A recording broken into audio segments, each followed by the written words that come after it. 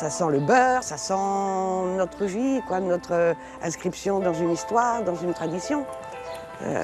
Et je nage dedans depuis petite, en fait, comme beaucoup.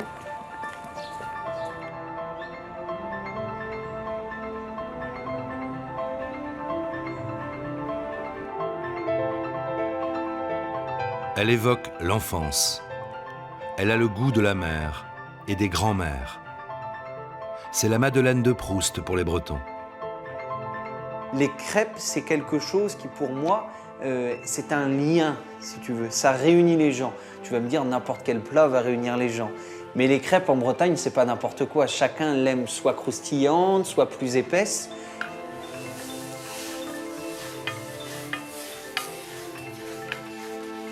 J'ai appris à faire avec ma mère comme ça au feu de bois.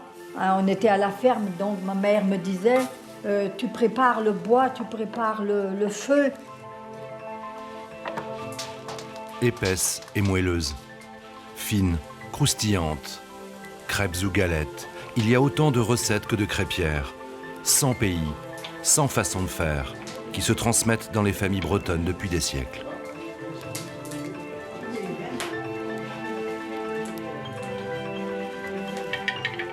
Le geste, c'est un geste répété des milliers de fois et qui est le geste par excellence, quoi.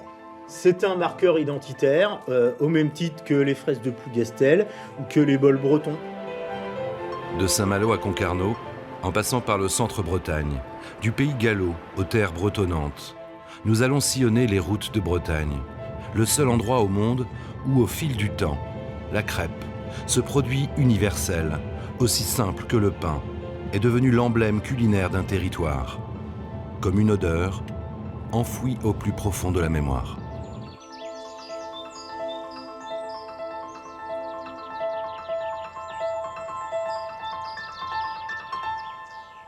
Canet, Canet, Canet. Viens, Canet, viens. Viens, Canet, viens. Canet, Canet.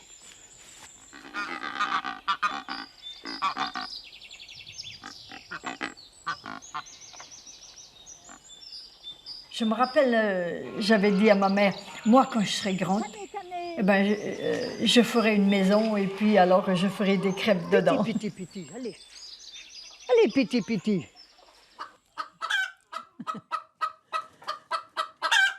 T'es mignonne. Oui, oui, t'es mignonne. Viens chercher. Je demandais toujours à ma mère, je peux faire une crêpe.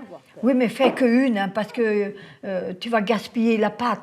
Il ne fallait pas gaspiller. Alors ma mère me disait, fais une si tu veux, mais pas plus. Hein.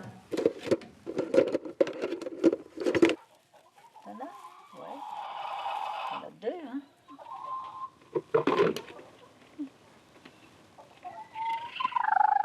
Quand je me suis mariée, bon, alors bon, j'ai eu 4 enfants. Eh ben, il fallait bien avoir une maison pour les mettre.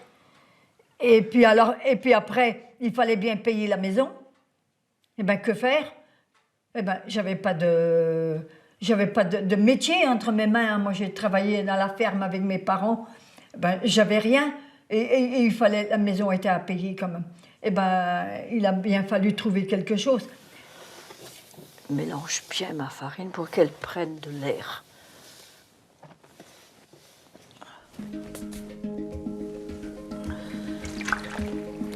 Joséphine a ouvert sa crêperie dans le centre-Bretagne en 1971. Je mets autant d'eau que d'œufs.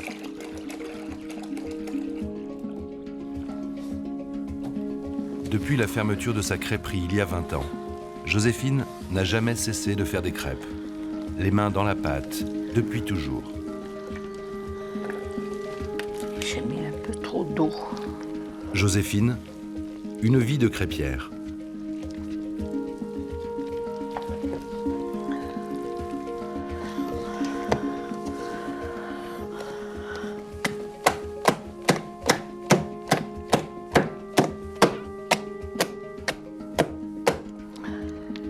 Déjà, quand on fait sa pâte, il faut l'aimer. Il faut aimer sa pâte, parce que sinon, on fait sa pâte et puis on ne l'aime pas. Et il faut bien la faire. C'est du lait que je vais chercher à la ferme. Alors il y a une bonne couche de crème dessus. Quand j'ai commencé à faire, avec la dame que j'avais appris, elle mettait la moitié des œufs, la moitié, les jaunes, elle ne mettait pas les blancs. Moi, j'étais obligée de trouver ce qui me convenait aussi, ce que je pouvais faire, que je n'arrivais pas à faire avec sa recette. Et puis comme ça,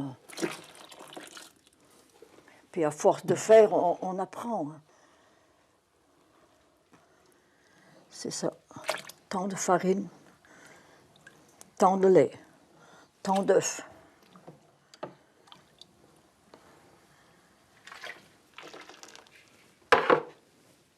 Voilà, j'ai fini ma pâte.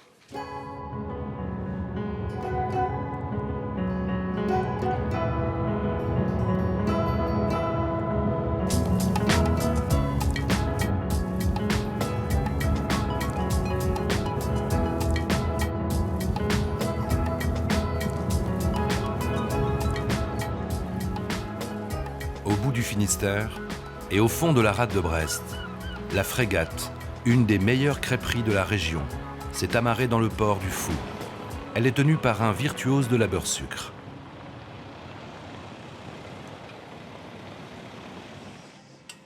La crêpe, c'est une affaire de cœur, il faut que ça soit bon, beau, voilà, fait avec amour. Hop. Voilà.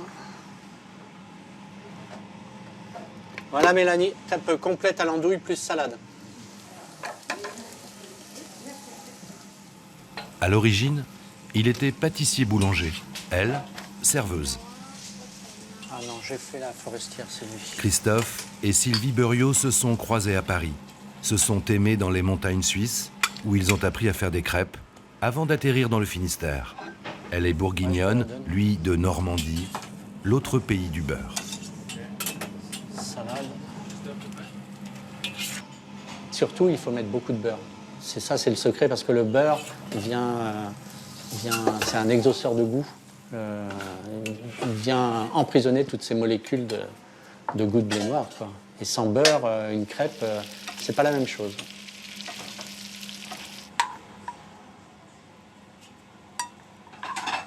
Alors, une cerfeuil tubéreux, Saint-Jacques et Océane. Ok. À la 5. À la 5, c'est parti. Quand la salle est pleine, on n'est que deux, on fait de la cuisine sur crêpe. Et pour nous, notre plus gros défi, c'est le temps.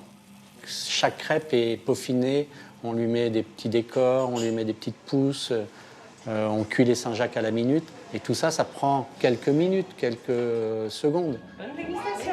C'est pas un fast-food breton, la crêpe. Au contraire, on n'aurait que des jambons fromage à faire comme dans le temps, ou des crêpes blé noir, ou des choses comme ça irait très vite.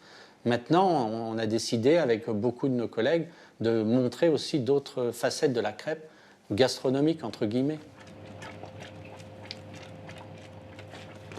Comme le caramel, tout est fait maison.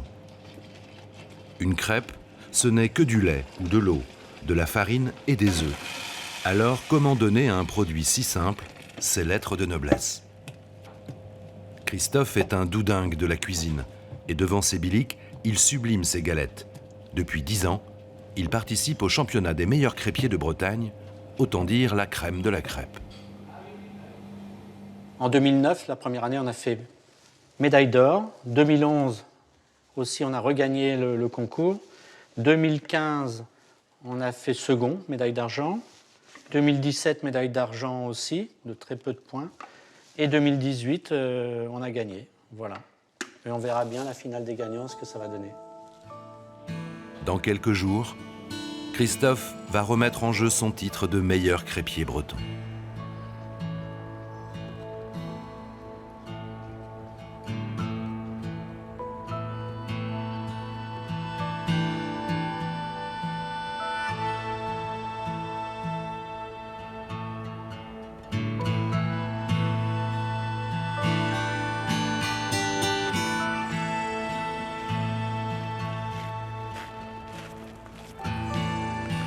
Alors les fouilles, elles ont duré presque 25 ans. C'est un site important pour l'histoire de la région.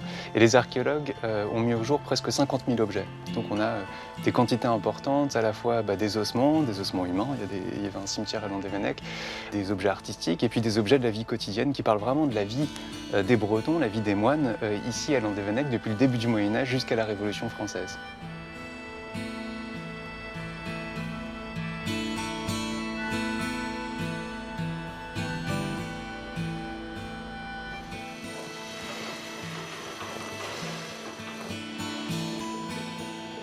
Sur le site de l'ancienne abbaye de Landévennec, d'importantes fouilles archéologiques ont mis au jour des trésors historiques.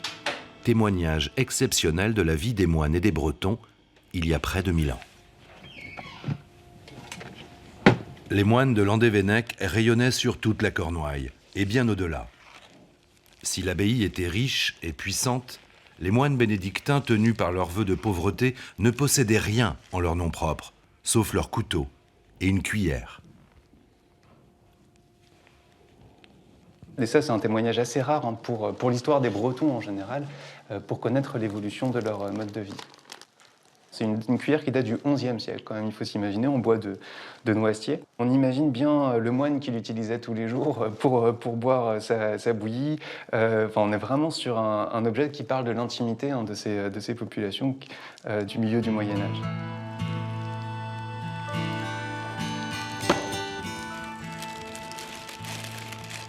Parmi ces milliers d'objets précieusement conservés, l'un d'entre eux retient aujourd'hui particulièrement l'attention des historiens.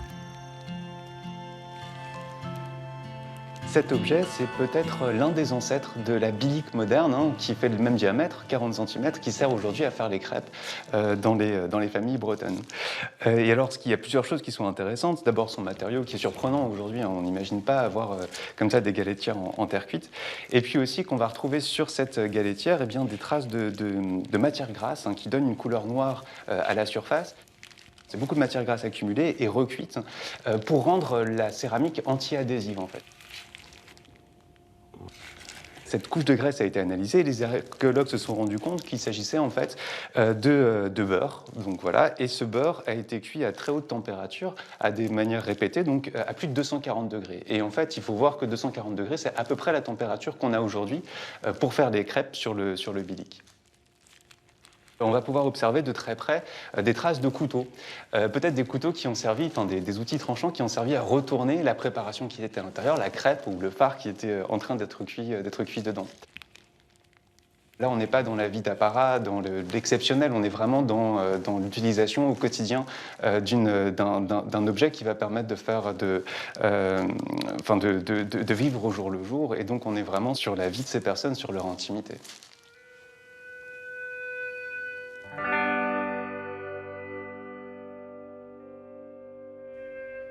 Au Moyen-Âge, les monastères sont à l'apogée de leur puissance. Ils contribuent à l'essor des moulins qui permettent de moudre le grain et de développer aussi le travail du bois, du papier, des forges. Si à la fin du Moyen-Âge, les moines de Landévennec utilisent des galettoirs, ils ne cultivent pas encore le blé noir, le sarrasin.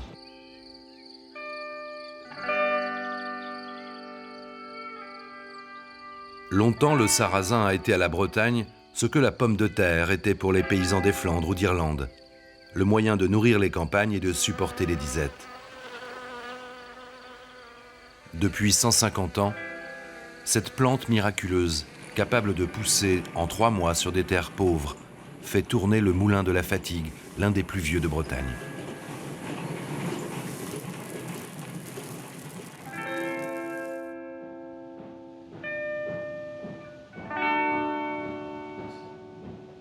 Ce n'est pas une céréale, c'est une polygonacée. Ça fait partie de la rhubarbe et de l'oseille en fait. Donc c'est pour ça que, n'étant pas une céréale, ce n'était pas contingenté, donc ce n'était pas taxé. Donc en fait, les producteurs pouvaient cultiver librement du sarrasin sur leurs parcelles et ça leur permettait de se nourrir sans avoir payé de taxes. Sa culture en Bretagne et l'origine même du blé noir, si bien adaptée aux terres acides, interroge encore les historiens. Anne de Bretagne aurait décidé qu'il faut cultiver le sarrasin, et donc du jour au lendemain, les paysans se seraient mis à en cultiver. C'est se méprendre profondément sur le rôle et les moyens surtout de l'État à l'époque moderne. Non, l'arrivée du sarrasin, elle est beaucoup plus complexe. Il y a plusieurs facteurs. Elle vient vraisemblablement des terres, elle vient de l'Est. Mais la Bretagne, ça a aussi une dimension maritime, et il se pourrait que, notamment avec le commerce des villes de la Hanse, là, cette gigantesque association commerciale, notamment en mer du Nord, mer Baltique, eh bien, il y a aussi une importation à ce même moment-là. Donc c'est un double mouvement. On trouve la plante à l'état endémique, mais c'est pas pour autant qu'elle est cultivée. Ça, c'est véritablement au XVIe siècle que ça arrive.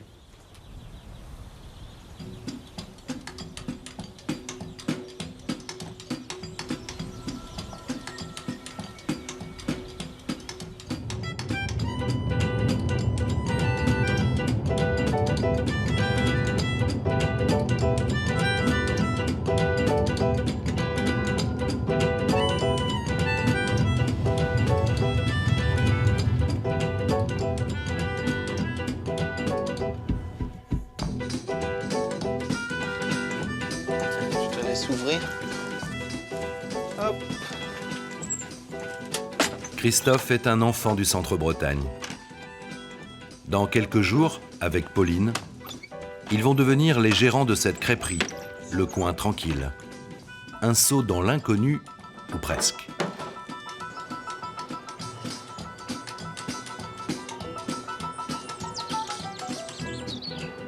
Ah bah tu vois le bar, bah, c'est assez grand, hein. Ah oui.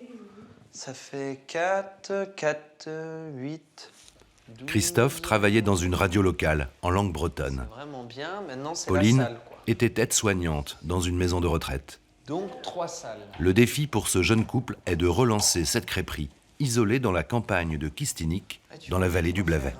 Moi j'ai 21 ans, Pauline vient juste d'en avoir 22 aussi, c'est sûr qu'on est jeune, on va avoir beaucoup de choses à apprendre, beaucoup de choses à mûrir aussi, hein. On est loin de tout savoir, hein. Malgré que j'ai déjà travaillé en crêperie, il y a encore beaucoup de choses à apprendre. Les 3 pour tourner, et puis 3 pour garnir. Je crois qu'Isabelle tournait sur 4, mais je serais peut-être pas capable au début, hein. Tout. Et ici, ouais, tu vois, il y a le chauffe-assiette. Ouais, c'est pratique, ça. C'est un choix, du coup, qui vient de moi, mais c'est parce que, donc déjà, ça commence dans l'histoire familiale, les crêpes, mais bon, pas les crêpes en crêperie, plutôt la crêperie garage. Alors, je sais pas si tu as déjà entendu parler de ça, la fameuse crêperie garage. C'est une crêperie où est-ce que chacun emmène ses ingrédients, son gruyère, son jambon, son lait Ribot sous le bras. Donc ça a été très connu, en fait, ici à l'époque, en Basse-Bretagne, peut-être en Haute-Bretagne aussi, mais surtout en Basse-Bretagne ici. Voilà, c'était ce qu'on appelait les crêperies garage. Il y avait le garage, mais on ne mettait pas la voiture dedans. On mettait une table, 2 bancs, et puis chacun emmenait son beurre, tout ça. Et puis au fond, il y avait 3 biliques en général, quoi, à peu près, quoi. Voilà. Et moi, chez ma grand-mère, il y avait ça. Donc j'ai connu les crêpes depuis toujours, en fait, hein. Oui, du coup, je vous appelais parce que j'ai pas reçu ma machine à café. Non, ça va faire bizarre. Tout est nouveau pour Pauline et Christophe. Ils n'ont jamais tenu un commerce et la crêperie qu'ils reprennent a été fermée il y a quelques mois. Il faut tout relancer. Ensuite, on va passer au froment. Ouais, j'ai tout baissé, ouais. Bon, déjà, c'était pas cher, mais... Parce que j'ouvre demain, alors, du coup, c'était ça qui me restait à faire. J'étais un peu à la bourre avec mes cartes parce que je connaissais pas les prix des boissons, ni des glaces et tout ça, alors... L'ouverture du coin tranquille a lieu dans quelques heures. Christophe, le nouveau crêpier, va devoir être à la hauteur de la réputation de son restaurant. Vénérable institution en Centre-Bretagne depuis plus de 40 ans. Il va devoir faire ses preuves devant ses biliques.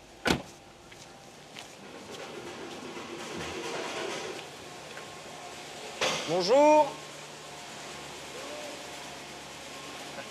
Christophe, crêperie au coin tranquille, Kistinic. Enchanté, Bertrand Lefebvre, meunier à Dubry. C'est bien de reprendre cette affaire. On va essayer de faire en sorte que ça marche. Peut-être pas autant que ça a marché à l'époque, mais on verra bien. Il n'y a pas de raison. Donc, je vais te mettre... S'il respecte le goût des gens du coin, Christophe ne devrait pas tarder à se faire adopter par ses fournisseurs et ses clients. Hop là. Raffiné pour faire Voilà. Chaque pour démarrer. Ok. Oh, ça devrait le faire. Bon, Parfait, Kenavo. bon courage. Merci À très bien. bientôt, alors. À bientôt. Merci encore. Au revoir.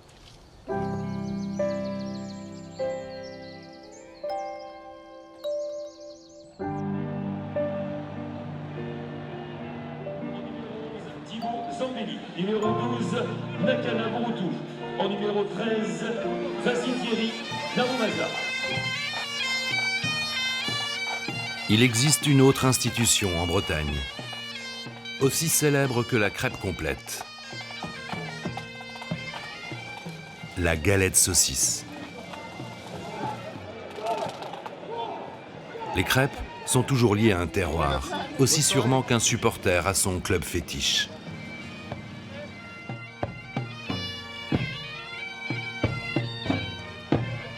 Autrefois limitée à la Haute-Bretagne et au pays gallo, la galette saucisse, emblème du patrimoine gastronomique, franchit désormais les frontières de sa terre d'origine. Comme ce soir-là, au rugby club de Vannes. La galette saucisse a désormais ses adeptes en terre bretonnante. Impensable il y a encore quelques années.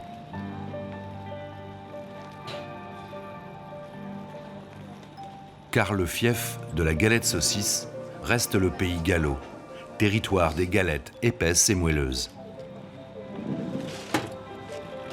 Vous voulez les goûter? Ah, je veux bien. Bah, c'est pas très aéré, quoi. C'est très compact. Hein. Pour Bertrand Larcher, la galette a été un sésame pour l'aventure. Sa première crêperie, Braise Café, il l'a ouverte il y a près de 25 ans, à 10 000 km de la Bretagne. Merci, madame. Au Japon. Merci beaucoup. Merci. Merci. Bah, moi, je suis originaire de Fougères. Nous, c'est le sandwich breton, quoi. Ça me rappelle beaucoup de souvenirs d'enfance, quand j'allais au marché avec mes parents. Et puis aussi, pendant toutes les fêtes populaires, tu manges de la galette saucisse, quoi. Tu ailles au marché des Bétues à Fougères, au match de foot à la campagne, au match de foot au Stade Rennais. Enfin, ça sent la galette saucisse, tu as envie de manger de la galette saucisse. C'est vraiment notre sandwich breton. Très bonne, merci.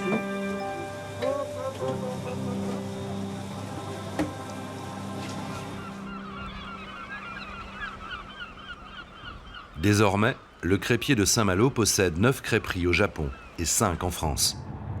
Bertrand est revenu vivre en Bretagne, à Saint-Malo, où il décline le sarrasin sous toutes ses formes, à la lisière de sa double culture, bretonne et japonaise. Ah, moi qui ça. Bertrand a même ouvert 2 restaurants japonais sur la côte d'Émeraude. Sa dernière création est une école, installée sur le port malouin.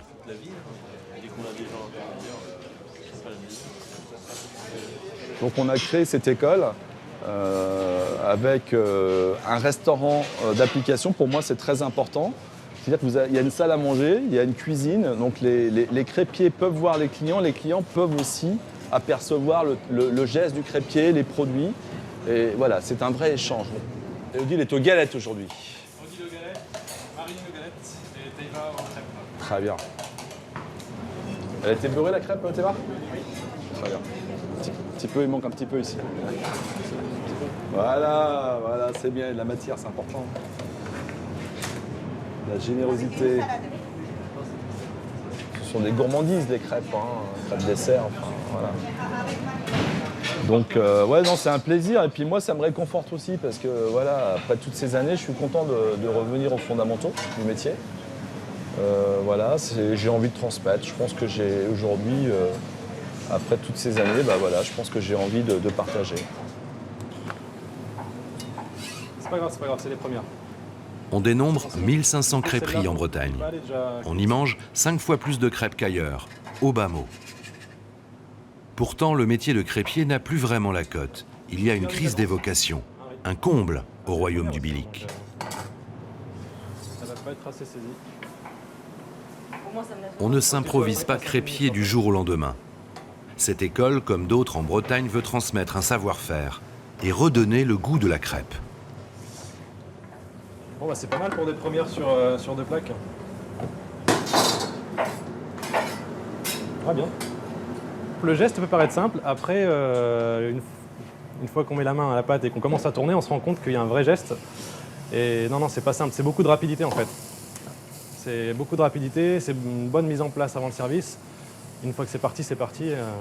Il faut garder le rythme pendant 1 heure, 2 heures. C'est pas si simple. 31. Aujourd'hui, les jeunes, beaucoup de jeunes pensent que hamburger. Moi, j'ai aussi des enfants. Je ne peux pas accepter. Je pense que ce patrimoine, il faut le valoriser. Donc, l'enregistrer à l'UNESCO, je trouve que c'est vraiment pour moi une solution pérenne. Il ne faut pas oublier qu'en Italie, les Italiens, je dirais, avec la pizza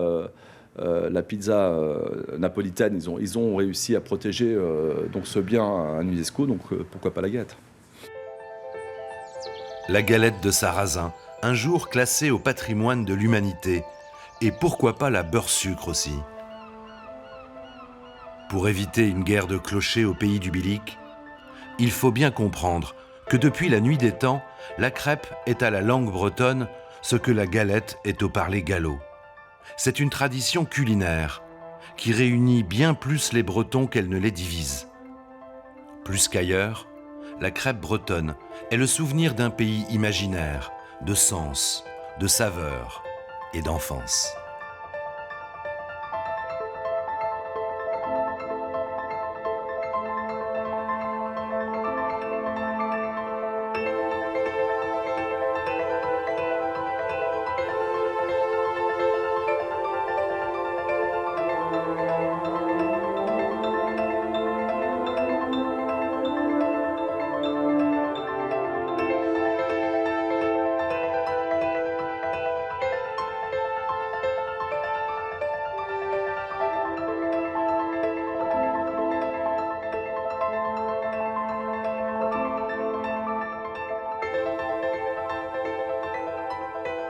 J'ai jamais aimé tout ce qui était normal. Être dans la norme, pourquoi toujours faire tout le monde la même chose? Chacun doit avoir son identité. Chaque crêperie a sa recette. Hein. On a beau dire le Finistère Nord, Finistère Sud, je crois que c'est chaque crêpier met son petit tour de main. Tu vois, il n'y a quasiment pas besoin de graisser, ça colle pas. Hein.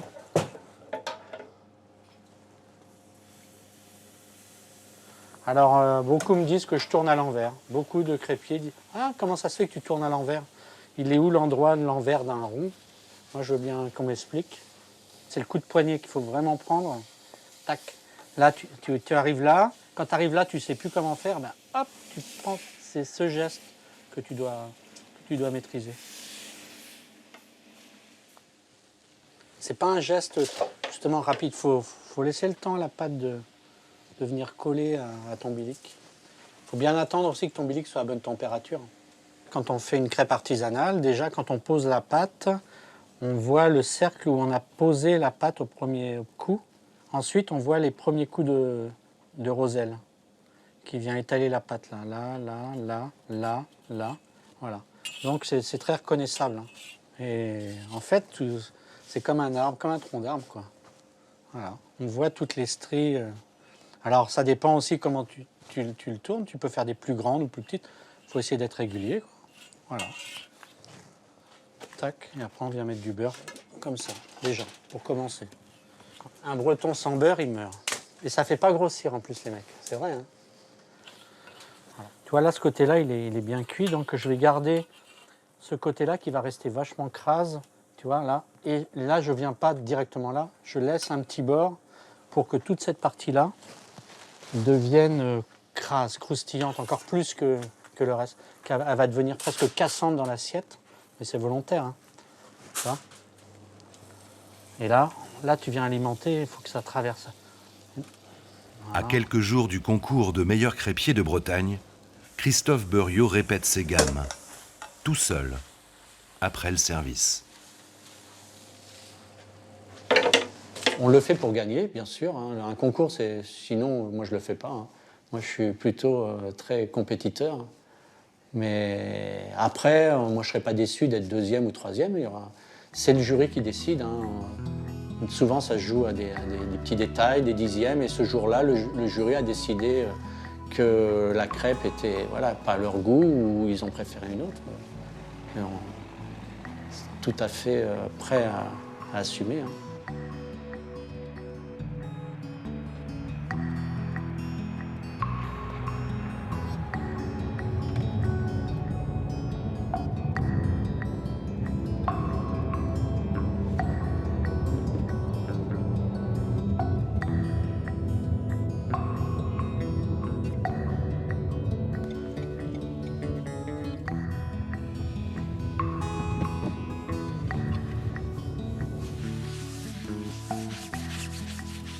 À 3 heures du matin, chaque vendredi, c'est immuable. Joséphine reprend devant ses biliques un dialogue intime, entamé il y a plus de 60 ans. C'est en faisant sa pâte qu'on gagne sa journée. On m'a toujours dit ça. En faisant sa pâte qu'on gagne sa journée. Si elle est mal faite, ben, on en baffe toute la journée.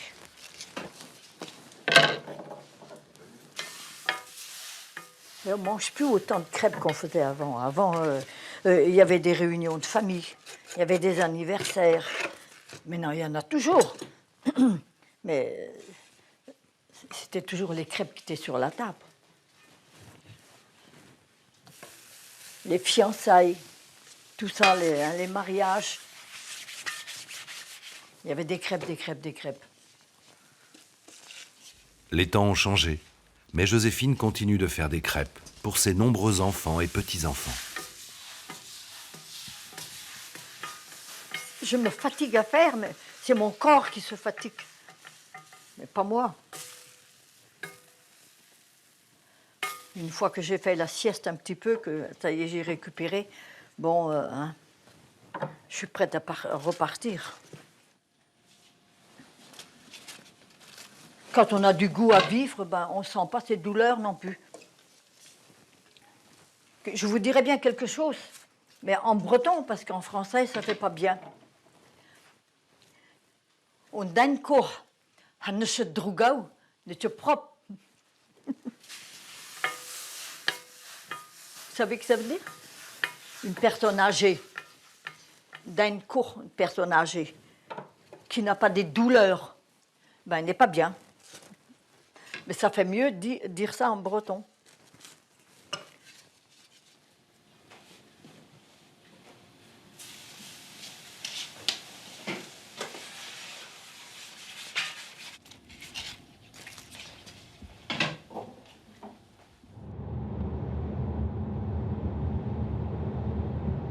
Midi passé de 20 minutes sur Radio Broadway.net, retrouvons notre chronique hebdomadaire culinaire Bleuzen Pendaben. C'est bon, c'est bon. C'est bon, c'est bon. Bleuzen Pendaben. À vos poêles et biliques, c'est la chandeleur. Immuable, incontournable. La date À la radio ou dans les livres, Martine Bleuzen du Pont-Avis partage ses recettes de cuisine. Qui célèbre une fin d'hiver annonçant le printemps. C'est le jour de la Chandeleur et celui des enfants. Martine fait des crêpes pour ses petites nièces. D'abord, je suis née dedans, ça c'est clair. J'ai toujours connu ça, comme beaucoup de Bretons et Bretonnes. On est 4 filles. Et mes parents avaient dit, à vos 40 ans, on vous offre un bijou. Et quand est arrivé mon tour, moi j'ai dit, moi je veux pas de bijoux, mais je veux une bélique. Un peu plus lourd à porter sans doute, mais... Donc voilà, et c'est à ce moment-là, à ce cadeau-là, que je me suis essayée à faire de la crêpe. Et là, je me suis rendu compte effectivement que c'est quelque chose qui est inscrit en nous, que d'avoir vu ma grand-mère, entre autres, et des personnes âgées ou pas dans la famille qui en faisaient, ben, je me suis imprégnée. Ces gestes-là, ils étaient inscrits en moi. C'est revenu complètement naturellement. Alors ça, c'est la première. C'est la première. Il est de tradition de dire en breton « Ar crampues evit Harry ». Ça veut dire une crêpe pour le chien. Parce que généralement, on peut louper la première. Et quand on finit la pâte, il reste une petite louchée, c'est krampus haras. Ça veut dire la crêpe pour le chat. Voilà. Alors tu vois, là déjà, quand on fait les crêpes, il faut prendre de la main gauche la pâte et tu as déjà ton roselle dans la main droite. Par contre, tu peux commencer peut-être un petit peu à regarder par là comment que ça se passe, tu vois, à lever. Mais tu la lèveras toujours le côté le plus cuit, doucement. Voilà.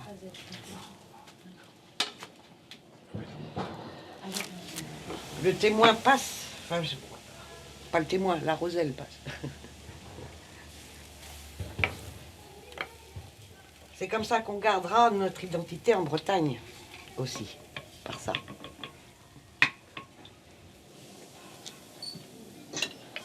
La crêpe symbolise la chandeleur parce que la crêpe, quand elle est belle et bien dorée et bien ronde, fait penser au soleil. Non seulement fait penser au soleil, mais fait penser aussi à la moisson, à la céréale, puisque c'est le blé. Et quand on fait les bonnes crêpes, on priait pour que la moisson de l'année soit bonne. Donc la chandeleur, c'est fêter la lumière par ces crêpes-là. À l'origine, c'était païen, c'était une fête païenne, mais que la chrétienté a récupéré au 5e siècle, je crois. Et du beurre. Et ça se fait aussi bien au Mexique qu'en Russie. Cette tradition perdure partout. C'est avant tout universel à cause de ce lien à la terre. Elles s'envolent. J'aime la galette quand elle est bien faite. C'est comment c'est comment? J'aime la galette, savez-vous comment? Quand elle est bien faite, avec du beurre dedans. Tra-la-la, tra-la-la-la-la, tra-la-la, tra-la-la-la-la.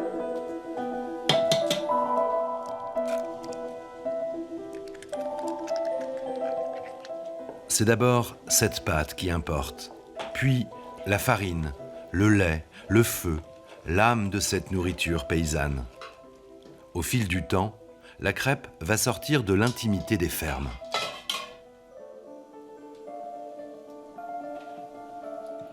Au XVIIIe siècle, on a des traces, énormément de crêpières ou de galettières. Je prononce au féminin puisque c'est ce qu'on retrouve dans les archives. C'est visiblement une profession qui est très féminisée à l'époque. Et on peut prendre sa crêpe ou sa galette à emporter et la manger à la taverne ou à l'auberge du coin. Mais un restaurant de crêpes et de galettes, là, il va falloir attendre le 19e siècle et vraisemblablement à Rennes. D'après ce que nous disent les archives, rue Baudrerie, c'est là qu'aurait eu sereiné la première crêperie.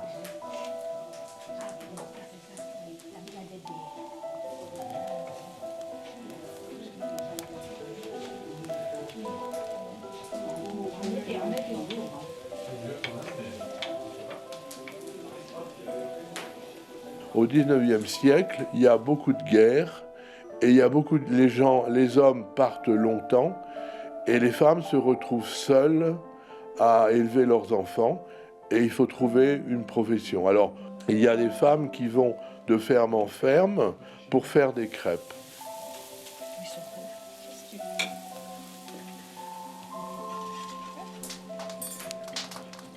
Ça va devenir quelque chose d'important à partir du moment où ça va devenir nourriture dans le cadre de l'émigration ou disons de l'exode rural. Des gens de la campagne, des jeunes gens qui venaient travailler dans les usines, par moments ils avaient le blues, hein. Et puis ça leur manquait, quoi. Et donc il fallait leur trouver quelque chose pour leur redonner, en fait, pour leur rappeler le pays, quoi. Et à ce moment-là, le plus simple, c'était de leur faire des crêpes.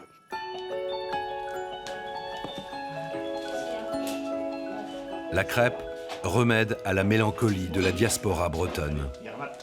Elle est pour les Bretons ce que le falafel est aux Libanais, le couscous aux Nord-Africains, le goût de la maison et de la maman.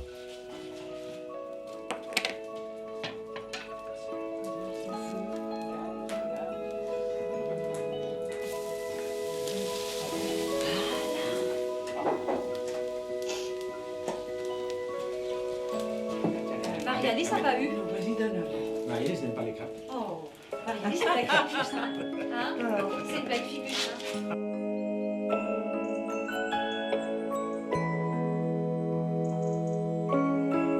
Allez, Christophe, à toi les mains. Ouais. On va avoir des bons professeurs, hein. Ouais, il va bien falloir les écouter surtout. C'est ça. La crêpe, elle se prend à 10h10, comme un volant de voiture, pour pas qu'elle tombe. Là, voilà, elle se tient bien. On va juste les coller ensemble et on passe un petit coup de spatule et on la retourne pareil. Les sœurs Le Touzic, Isabelle et Marina, sont venues épauler Christophe, le nouveau gérant du Coin Tranquille, pour son premier service. La crêperie a été fondée par la grand-mère d'Isabelle et Marine il y a 50 ans. Les deux sœurs ont elles-mêmes tenu la crêperie pendant des années. Elles sont toujours propriétaires des murs. Christophe reprend donc leur affaire de famille.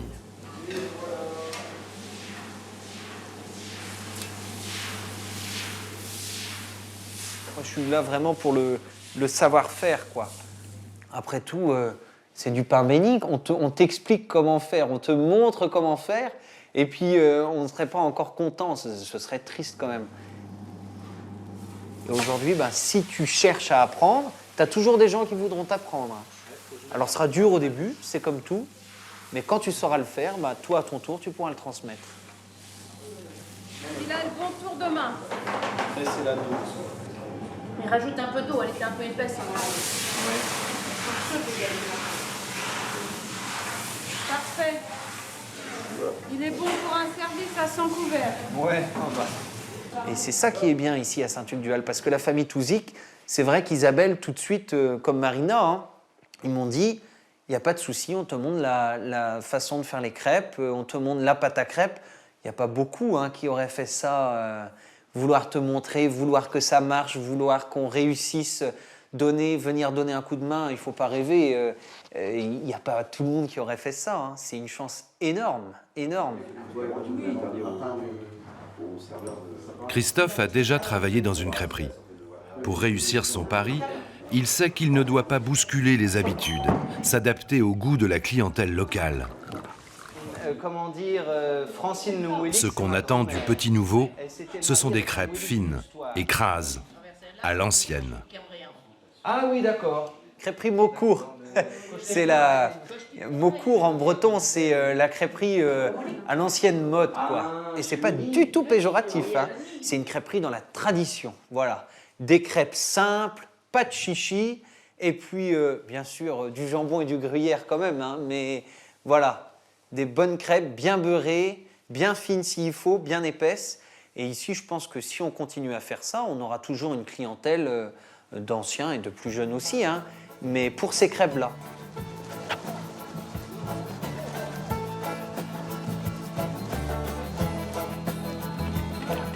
C'est la première marche. Ah ouais, aujourd'hui on a des marches à gravir. Les marches de la renommée pour Christophe et Sylvie. La pression elle monte à mort. Mais après, une fois qu'on sera dans le concours, ça ira mieux.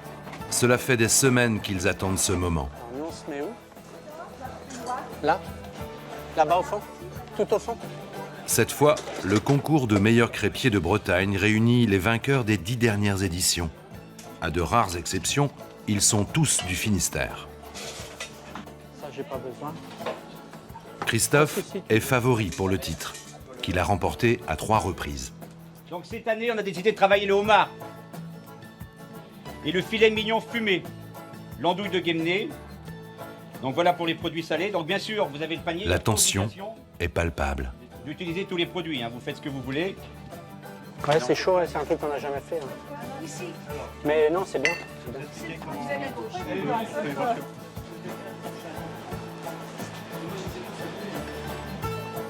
Tartelette. Ouais. Non, on n'a pas beaucoup de jus, mais on va mélanger les deux. Christophe a une âme de champion. Une crème d'agrumes.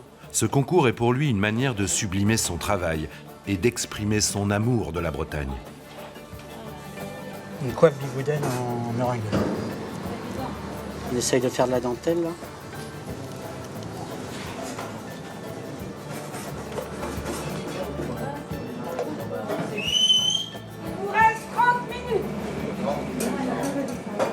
l'heure de concours, on lâche tout, l'heure passe à une vitesse impossible.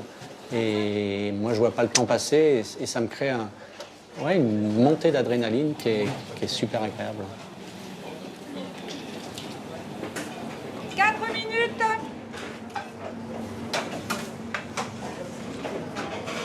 Il y a du niveau, hein.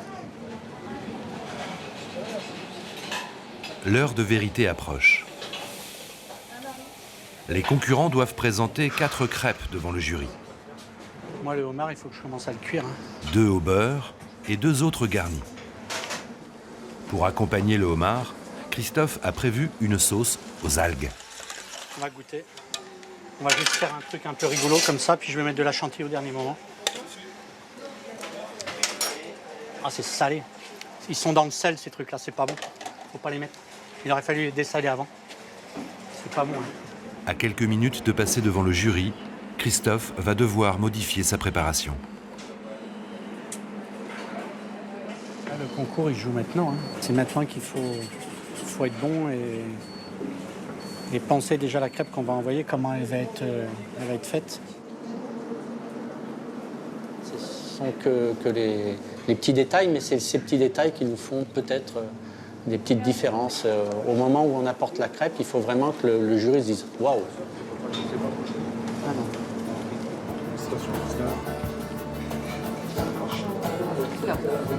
C'est pour ça qu'il faut...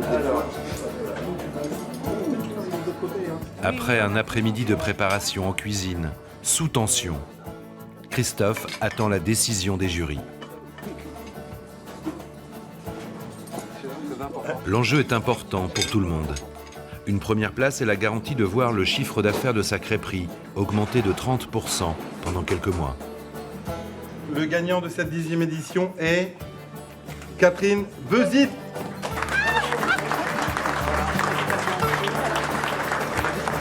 Bon, alors médaille de bronze à Christophe Buriot, crêperie La Frégate. Oh.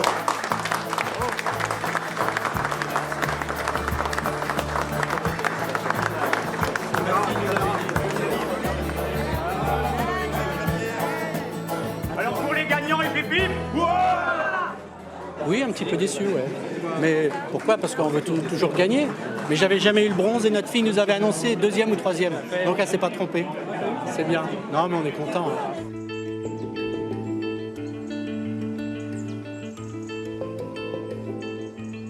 Christophe et Sylvie ont décidé que c'était leur dernière participation au concours. Ils ont bien d'autres projets pour l'avenir. Mais bien sûr, toujours dans la crêpe et jamais loin des biliques. Dans le pays de Saint-Malo, Bertrand Larcher s'est lancé un nouveau défi, lié à son enfance, à la terre et à la galette. Il a planté 1000 pommiers pour faire son cidre. Oui, c'est une vraie concrétisation. Ça fait vraiment plaisir de pouvoir s'offrir cette ferme après 30 ans de métier. Enfin, voilà, je pense que c'est aussi un aboutissement, quoi. C'est vraiment revenir aux sources, c'est-à-dire conserver les pieds sur terre, partager ça avec toutes les personnes que tu aimes. Enfin, c'est vraiment c'est très important pour moi.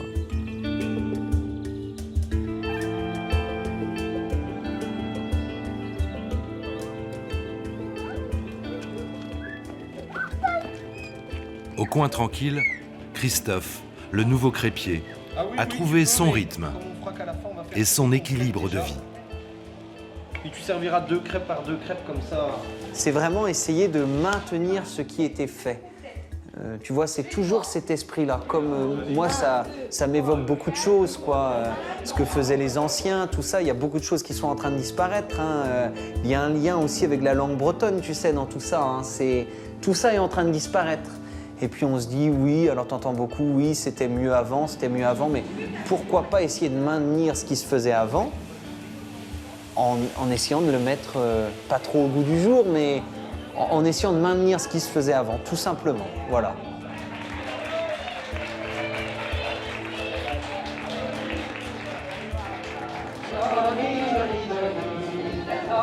Dans son pays pour l'être, Joséphine n'est pas prête de s'arrêter de tourner, ni de lâcher ses biliques éternelles.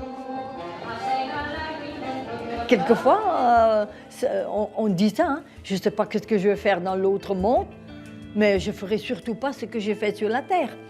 Mais moi, je dis que je ne sais pas qu'est-ce qu'on va faire dans l'autre monde, mais si on me demande de faire des crêpes, avec plaisir, je leur ferai des crêpes encore dans l'autre monde là-bas. Ah ouais, je leur ferai des crêpes, et des bonnes aussi, si je trouve du lait et des œufs.